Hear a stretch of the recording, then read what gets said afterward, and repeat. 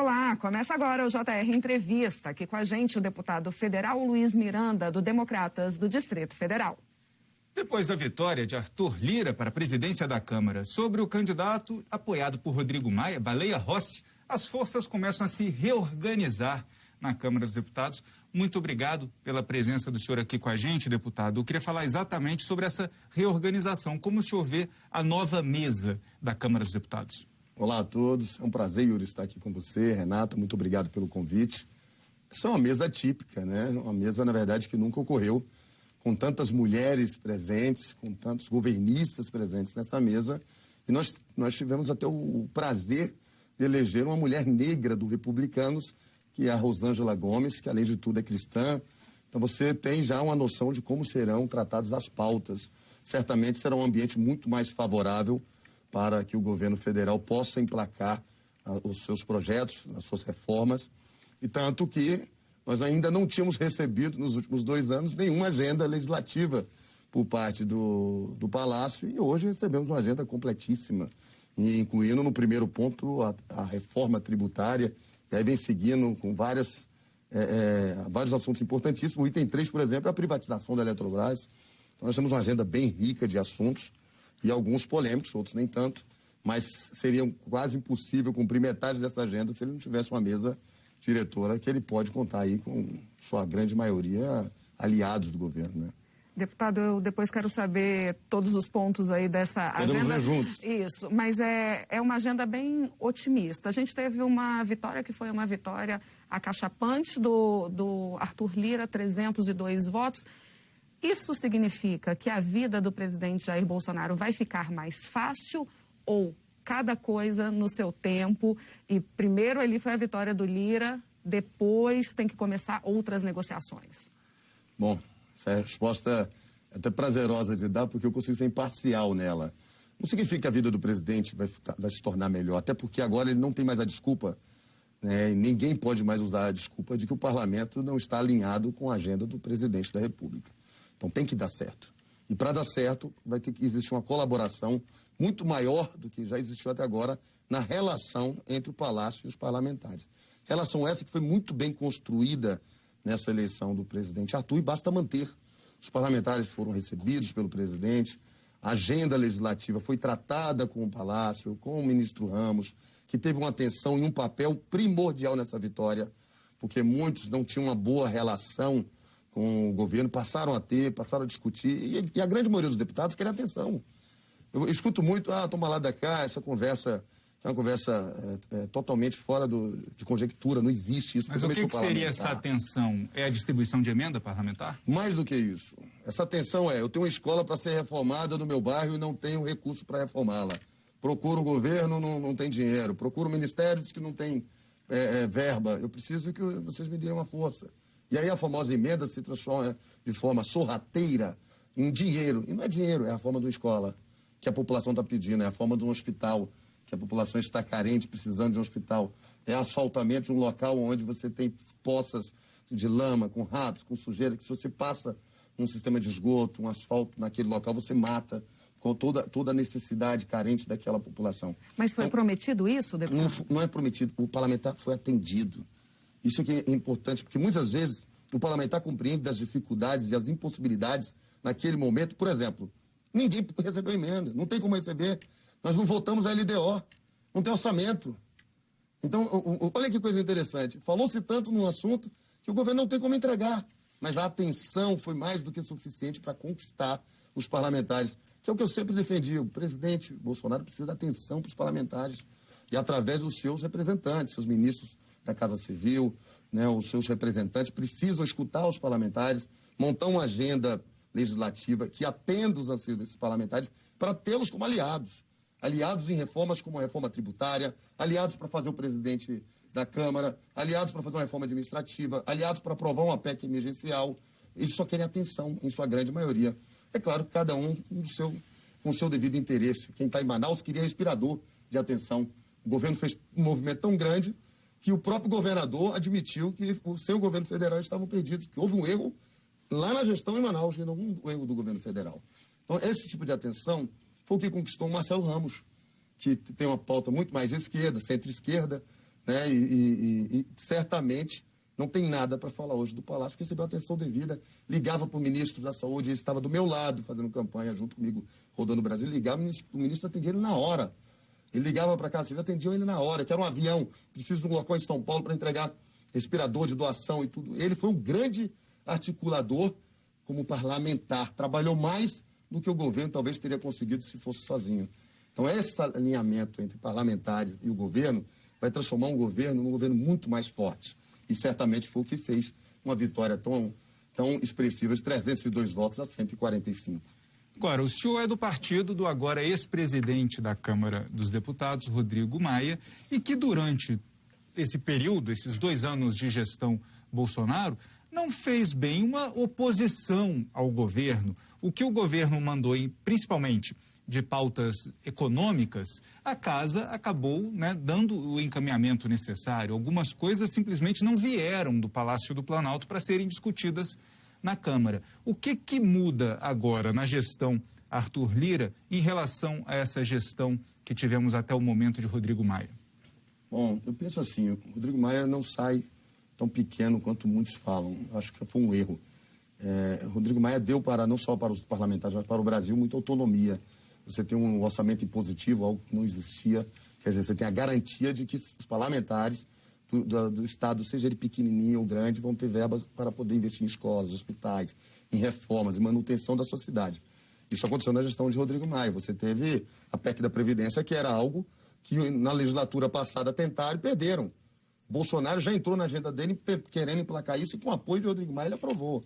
Só que o que acontece? Tudo foi antes da pandemia. Na pandemia, fica visível um racha entre Rodrigo Maia e o presidente da República, causando um dano irreparável, um ano perdido de projetos de economia. Por quê? Porque o Rodrigo Maia impôs, dentro da Câmara, uma agenda de combate ao Covid e esqueceu todo o resto. Mas o orçamento de guerra não foi aprovado, o auxílio emergencial, o que o governo pediu que não passou? E a reforma tributária, que, por exemplo, não é do governo, estava pautada dentro da casa.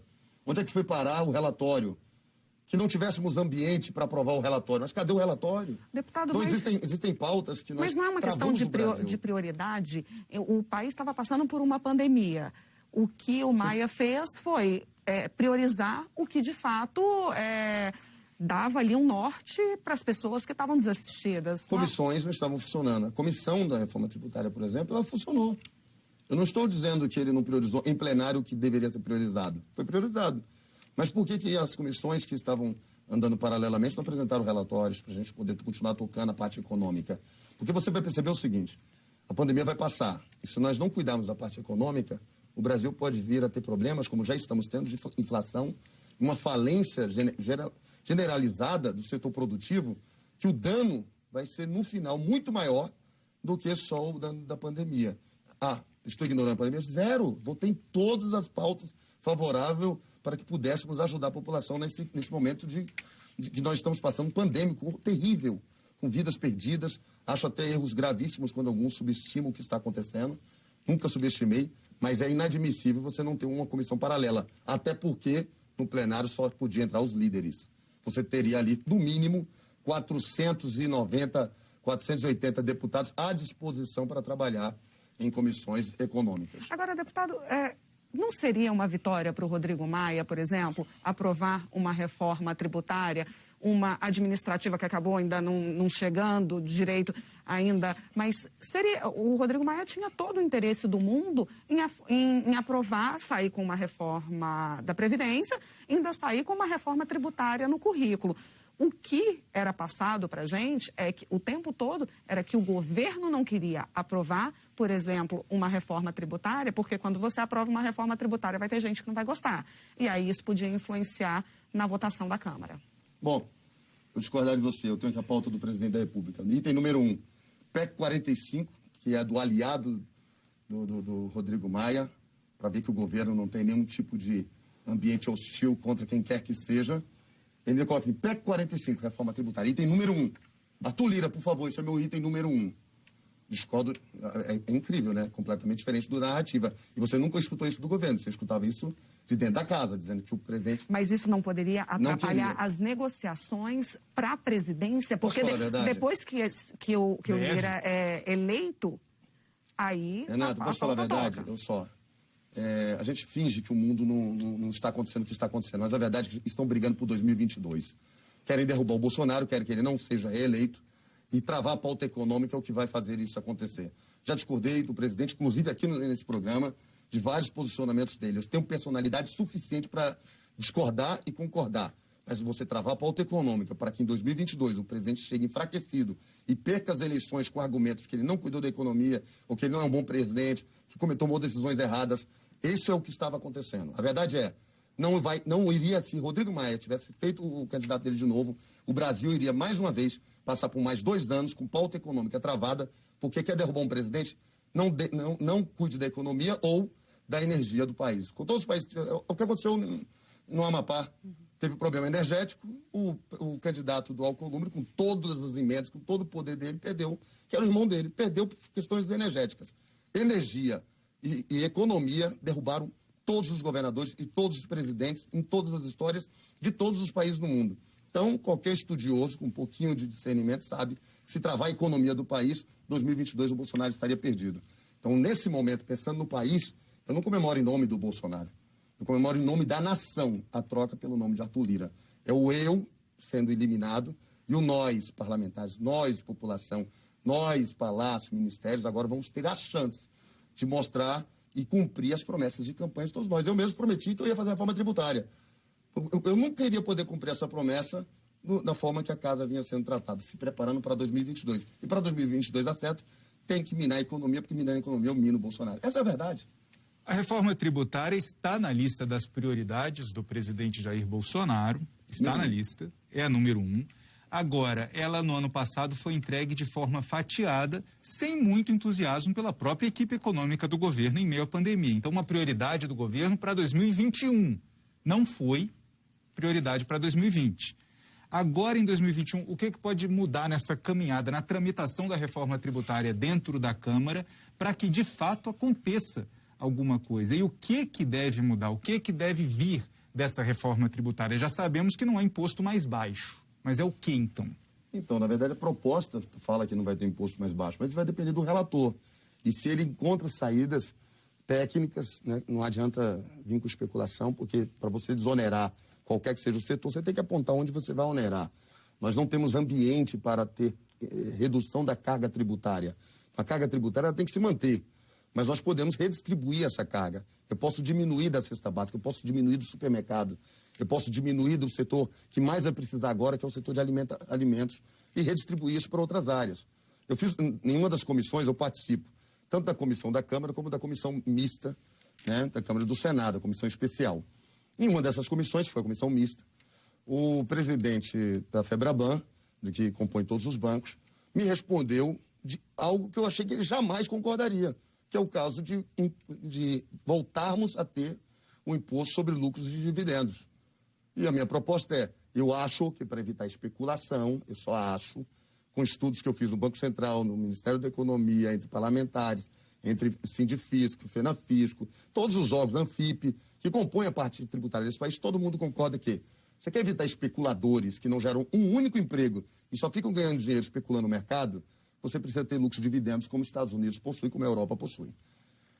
Mas você tem que dar algo em troca para o setor produtivo aceitar. E eu propus isso para ele. E se diminuíssemos o imposto de renda à pessoa jurídica, os bancos aceitariam?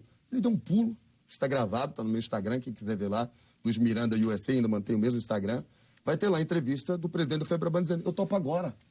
Só aí nós aumentaríamos uma arrecadação suficiente para exonerar significativamente, por exemplo, a tributação sobre alimentos, sobre supermercado, que reduz já bem para a população e eu dou poder de compra para a população. Feito isso, eu posso tentar fazer o mesmo sobre os combustíveis. Isso é uma reforma de verdade. O presidente, para reduzir cada centavo de diesel, que os caminhoneiros estão ameaçando fazer, né, uma paralisação, cada centavo ele precisa apontar onde ele vai entregar 800 milhões. Então, para cada centavo, ele tem que indicar 800 milhões. Se não for na reforma tributária, é impossível. Então, quer dizer, ele teria que ter aí quase 30 bilhões para poder apontar, para poder tirar os 33 centavos que o governo federal arrecada sobre o diesel. E só para dar um desconto de 33 centavos. Quer dizer, é muito complexo o nosso sistema tributário. Além de um sistema muito complexo, ele é um sistema duro, injusto, regressivo, que não ajuda o país a crescer. Se tratarmos só de simplificação, é melhor não fazer mesmo. Aí eu concordo com a agenda do governo federal, de não ter tocado o assunto, porque não é mais prioridade.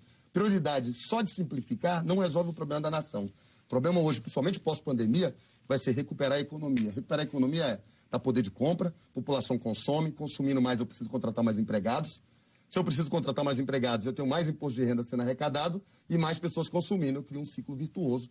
E nós, com fé em Deus, agora, nesse ano de 2021, aprovando a reforma tributária, teremos um 2022 com a economia mais aquecida. E certamente, com todos nós ganhamos com isso. Quer assim, quer não, nós estamos aqui numa empresa. A Record é uma empresa que, para manter seus empregados, precisa de anunciantes. Se o comércio vai bem, a indústria vai bem, todos nós ganhamos, a emissora ganha, eu ganho, toda a população ganha. Precisa de uma reforma tributária mais ampla. Para fazer uma reforma tributária mais ampla, eu preciso ter o Congresso alinhado com o Palácio. Se eu não tenho os dois alinhados, pensando igual, infelizmente seria impossível. E com o ministro Paulo Guedes. Esse daí eu vou conversar com ele no ouvido. Sou presidente da Frente Parlamentar, ministra da Reforma Tributária. Já pedi uma agenda com ele para a próxima semana. E a nova CPMF? Que a gente precisa tratar disso. Ai... Poxa, você sabe que na PEC 128 eu coloquei um negócio desse, né? Não, que o senhor está falando em alinhamento, em diálogo com o governo. Agora uma mesa, né, na Câmara dos Deputados que vai estar mais afinada com os projetos do governo federal. O projeto da equipe econômica para a reforma tributária inclui um novo imposto nos moldes da CPMF. Por mais que vocês não gostem desse nome, nova CPMF. Bom, sabe como é que foi que eu coloquei no meu projeto, o nome desse projeto? Vai ter o novo imposto. Eu coloquei assim, ó, no meu projeto, na PEC 128, tem lá sim uma cobrança sobre movimentação financeira. Eu chamo ele de ICC, Imposto de Combate à Corrupção. Porque no momento que eu sei todas as transações, que eu estou tributando ali um pouquinho, 0,10, né, em todas as transações financeiras, eu sei exatamente tudo que está ocorrendo no país. Só que o que vai acontecer? Setores que não têm interesse que isso ocorra, faz uma puta campanha dizendo que é uma nova CPMF, vai tomar dinheiro da população. Então, vou aproveitar que eu estou aqui. Um exemplo clássico. 1% sobre 10 mil, um salário de 10 mil reais, nós estamos falando de 100 reais. 0,10 são 10 reais. É a 10ª parte de 1%. Se eu cobro 0,10 numa nova CPMF, como você chamou, ou no ICC, Imposto de Combate à Corrupção, do salário de uma pessoa que ganha 10 mil reais, na hora que entra, e na hora que ele gastar todo o dinheiro dele, ele pagou 20 reais. Só que se eu for reduzir, usar esse dinheiro, que era a proposta do Paulo Guedes lá atrás, sobre a folha de pagamento, como proposto, em pelo menos 10% dos 20 que sai de uma folha de pagamento, 10% de 10 mil são R$1.000. Eu tiro 20 seu, que eu acho que não vai ser só 0,10, acho que vai ter que aumentar isso para um pouco mais, 0,50. E se fosse 0,50, quando entra é R$50, quando sair esses 10 mil, mais R$50. Eu pago 100, ganho 1.000 de poder de compra. Porque não é o trabalhador que vai pagar essa conta, o trabalhador vai ganhar com isso, muito. Todos nós vamos ganhar muito. Quem vai pagar essa conta são os especuladores. Esses não querem. Esses ficam brincando com dinheiro para dentro, para fora, especulando no mercado, não quer pagar sobre movimentação financeira, até porque a lavagem de dinheiro desaba. O cara está comprando moeda criptografada para esconder os esquemas dele, desaparece, porque na hora de comprar tem que ter dinheiro para um lado e para o outro. Então, esse imposto, ele vai trazer uma solução, inclusive, para muitas coisas erradas desse país. E quem ganha a população, pelo menos o trabalhador, o comerciante, todos, porque o comerciante também paga o imposto do empregado. Todo mundo ganha com esse imposto. Mas não é assim que ele foi vendido. Infelizmente, a última gestão da casa, por algum interesse com o sistema financeiro especulativo, não tinha interesse nem de tocar no assunto. Eu acredito que ele tem que ser analisado. E é plenário. E pecamos no plenário, porque o plenário, ele existe para isso. Certamente alguém vai destacar, vai tentar tirar da proposta. Se tiver voto para tirar, perdemos. Mas eu acho que a discussão é válida. Isso é democracia. A população tem o direito de entender melhor. Os parlamentares têm o direito de estudar melhor e tomar a decisão se vamos ter um imposto sobre movimentação financeira para aumentar o poder de compra do trabalhador e do comerciante, ou se não devemos ter isso porque um setor de 2,7% de interessados acham que o resto do país não deveria ter voz. Isso só o plenário pode decidir. Bom, e daqui a pouco a gente continua conversando e você pode assistir ao JR Entrevista na Record News às 10h40 da noite, no portal R7, no Play Plus, no Jornal da Record, no JR 24 horas à 00h30 e também nas nossas redes sociais. E o JR Entrevista faz um rápido intervalo. Na volta, a gente fala sobre as ações de enfrentamento à pandemia do coronavírus pela Câmara dos Deputados. Não sai daí. De volta com o JR Entrevista, o nosso convidado de hoje é o deputado federal Luiz Miranda, do Democratas do Distrito Federal. Deputado, hoje o presidente Jair Bolsonaro esteve com Arthur Lira e Rodrigo Pacheco, entregou aí uma lista de prioridades, entre elas privatização da Eletrobras, autonomia do Banco Central, reformas tributária, administrativa. Eu sei que você tem uma cola e uma lista aí da Câmara. O que a gente tem também de mais interessante dessas prioridades? Foram 15 projetos apresentados para o Senado e 19 para a Câmara dos Deputados. Esses projetos, no Senado, ele focou mais em assuntos mais densos, mais complexos, talvez por serem mais fáceis de serem discutidos no primeiro momento dentro do Senado, por terem um menor número de parlamentares. Então, você tem, por exemplo, como item número 1 no Senado, a partilha do petróleo e do gás natural. Número 2, modernização do setor elétrico. Número 3, ferrovias. Número 4, a PEC emergencial, que foi uma promessa de Arthur Lira, que ele iria focar nisso. Então, quer dizer, você tem esse apoio e iria focar no Senado, para que a PEC administrativa e tributária começassem pela Câmara. Né? A PEC dos fundos públicos, você tem o Pacto Federativo, uso dos fundos públicos para o combate da pandemia. Porte de arma vai ser tratado no Senado, lei de drogas, Estatuto do Índio, cobrança de pedágio, cabotagem, startups, eficiência administrativa do GovTech e, por último, o Fundo de Investimento Agrícola, isso no Senado. Na Câmara dos Deputados, teríamos a reforma tributária como item número 1. O presidente, inclusive, disse que é prioridade zero, e o Arthur Lira também prometeu isso na campanha dele.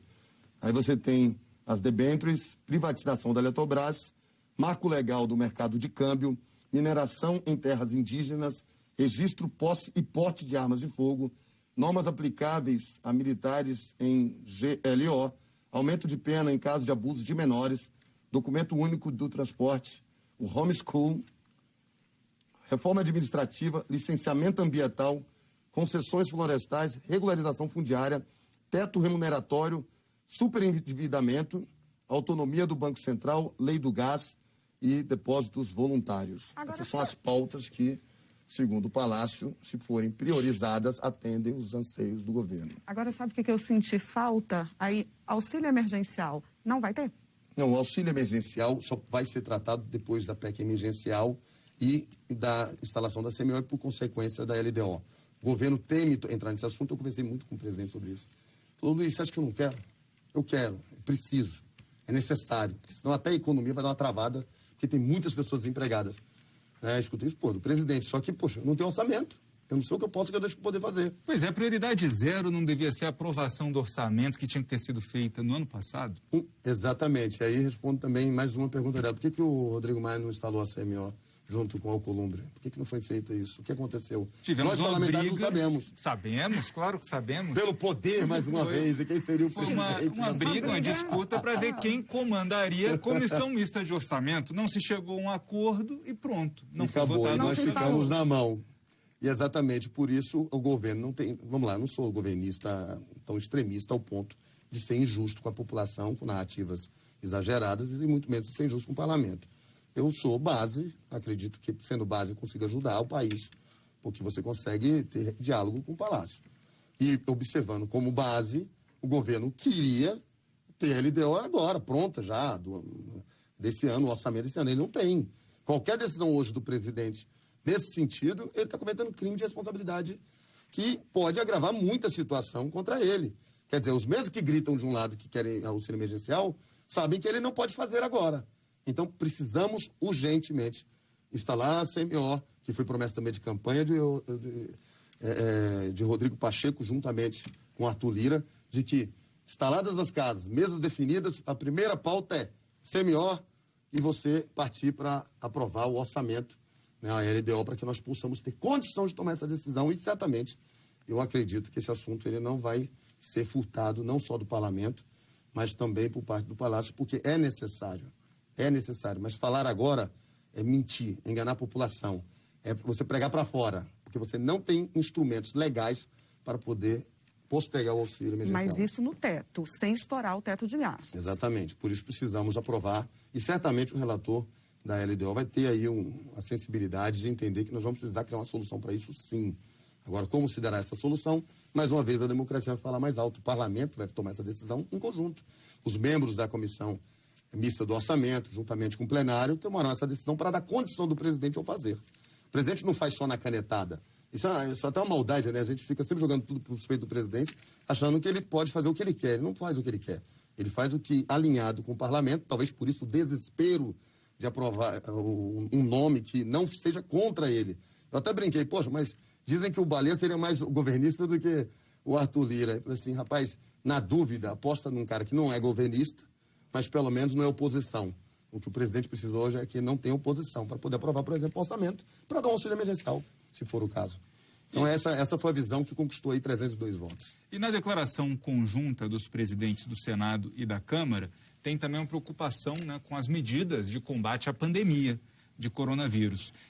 Essas medidas todas também vão depender primeiramente desse orçamento, da aprovação do orçamento, e como que o senhor vê que medidas que poderiam e vão ser tomadas no decorrer desse ano pelo Congresso?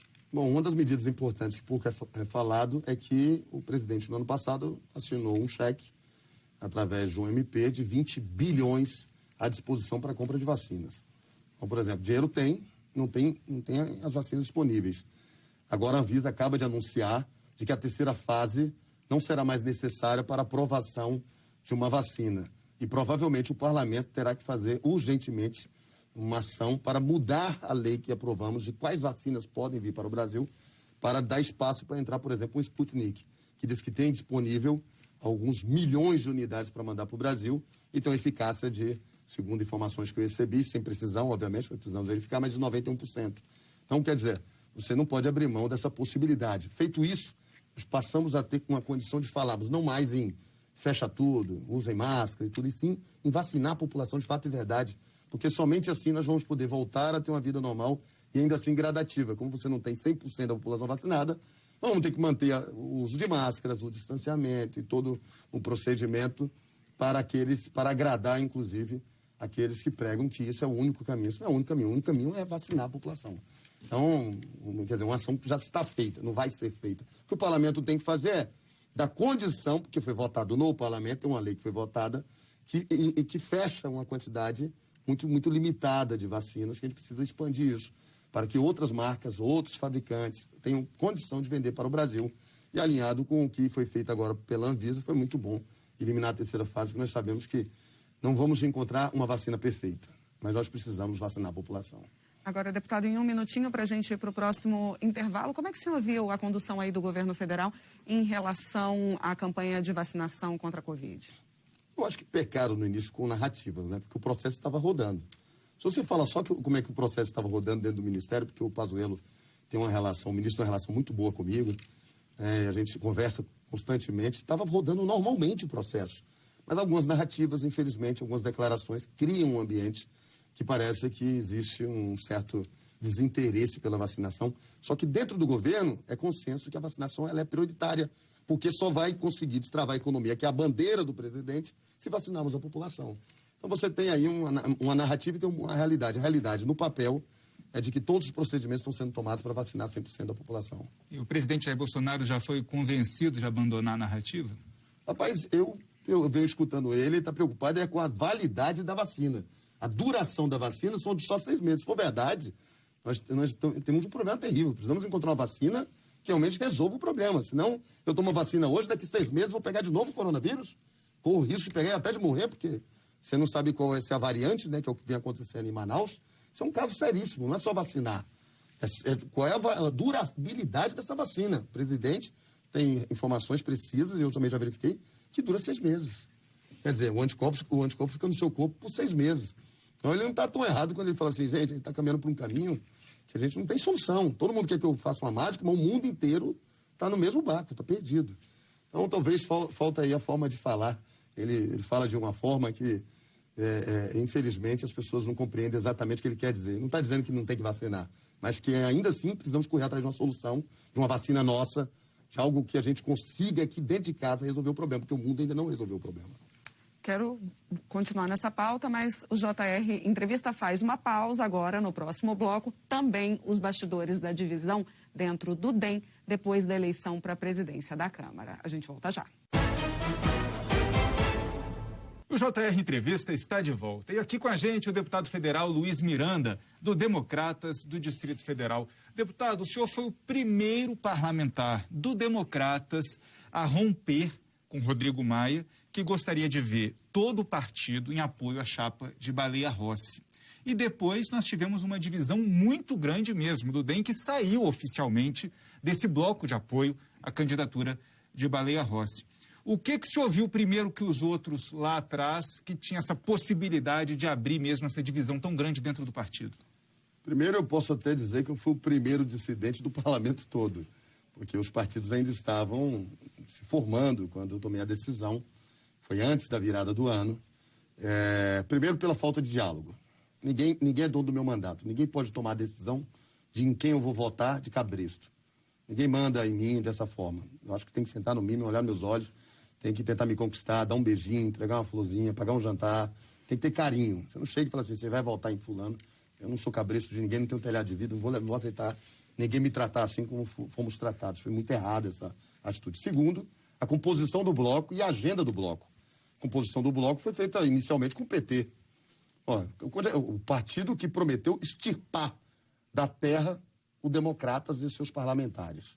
O partido que prometeu que o Democratas deixaria de existir se dependesse do presidente Lula naquele momento das brigas em que o Democratas era oposição e acertadamente depois se provou os crimes que o Democratas denunciava de corrupção. Deputado, deixa eu só te interromper, porque o mesmo PT apoiou também Rodrigo Pacheco. Mas você está me interrompendo na minha entrevista ou a gente parou a entrevista? Não, na sua entrevista. O mesmo PT que votou no Rodrigo Pacheco, que também votou no Arthur Lira, que você olhar para o partido, você não pode olhar para os parlamentares. Eu lhe garanto, dentro do PT, tanto da Câmara como do Senado, tem parlamentares maravilhosos, que acreditam na defesa do trabalhador de verdade, que estão ali sem nenhum tipo de jogatina e não participaram de nada de errado de corrupção. Lhe garanto, dentro da Câmara tem vários, e a maioria. Mas quando eu olho para a instituição, alinhamento da instituição, é só olhar a pauta que foi apresentada para o Baleia Rossi. O item 3.6, por exemplo, é o impeachment. O que é um impeachment numa nação? 2 anos de nação parada. Aí eu estou no meio de uma pandemia, o povo desempregado, passando fome, gritando por um auxílio emergencial, eu vou meter um impeachment, que aí não tem auxílio emergencial, não tem recuperação econômica, não tem emprego, não tem nada, eu acabo com o país. Isso é pauta? Não, fala a verdade, isso é pauta, isso é insanidade. Somente um louco, um doente fala de impeachment nesse momento. Se eu fosse um gestor da altura de um presidente de uma das casas, ou de um Supremo, de onde quer que fosse, eu guardaria, se eu tivesse certeza que houve crime de responsabilidade, que eu não vejo, mas outro poderia ver, eu pegaria a pastinha, botaria assim, ó, um dia cobrar dele. Porque pode cobrar depois, mas agora não é a hora. Agora é a hora de salvar a população. Agora é a hora de salvar vidas, focar na vacina, focar na recuperação econômica, focar na recuperação de empregos, focar no auxílio emergencial se for necessário. É a hora de salvar o nosso povo, não é destruir a nossa nação, não. Então, aquela pauta foi suficiente para eu gravar um vídeo no dia 31/12, que também está lá no meu Facebook, no Instagram, declarando que a história do Democratas, por coerência, jamais deveria se aliar a essa pauta e muito menos a agenda que o PT impõe para o candidato Baleia Rossi. Somente por isso já era mais do que o suficiente. E a falta de diálogo, como eu disse, também colaborou, porque ninguém... Eu escutei muito isso, vocês traíram, o Democratas traiu, o Democrata... Como é que você trai alguém que não conversou ainda com você o que ele quer? Eu não sabia nem o que estava acontecendo. Do nada, a mídia vem me procurar e aí, vocês vão votar com o PT? Eu falei assim, não, calma. Voto com o PT em várias matérias. A Câmara votou aqui a pandemia inteira com o PT. Agora, a agenda do PT é diferente da minha agenda de direita, de centro-direita do Democratas. É totalmente diferente. Vamos olhar. Quando eu for olhar, só ter lá o impeachment como item 3.6 e o Baleia ter feito assim, com joinha, para mim acabou. Ele já não tinha mais meu voto e perdeu o voto de 21 deputados democratas. Deputado, uma festa sem distanciamento social, sem uso de máscara, seria a melhor forma de Arthur Lira comemorar a vitória? Rapaz, eu acho o seguinte, time de futebol ganha, todo mundo se reúne para fazer churrasco, fazer farra. É para comemorar o time de futebol. Eu vi um monte de imagens da Libertadores aí, inclusive vergonhoso, porque são os que pregam, mantém tudo fechado. Vamos observar lá. O estádio, na final da Libertadores, estava lá o governador Dória, o prefeito, todo mundo em farra, em festa pela final, né? Na verdade, mesmo o time dele perdendo, né? Que ele, infelizmente, teve o azar de perder, o Palmeiras levou, né? Ele estava em festa, fervoroso. Aí nós ganhamos uma eleição que vai mudar o país, que é a reforma tributária, administrativa, PEC emergencial, Quem sabe o que mais nós vamos conseguir aprovar são as pautas do nosso parlamento. Você quer controlar essa comemoração daqueles que nunca pregaram o fecha tudo, daqueles que nunca pregaram a máscara e por aí vai. Então, assim, é complicado. Eu prefiro abster de comentários. Mas quem estava ali não são os que pregam o fecha tudo. Isso eu lhe garanto. Deputado, obrigada pela entrevista.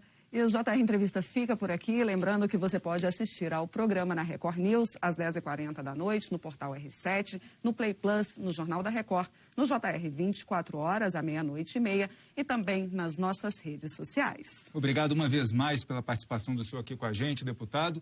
E obrigado também a você pela companhia. Até a próxima. Tchau, tchau.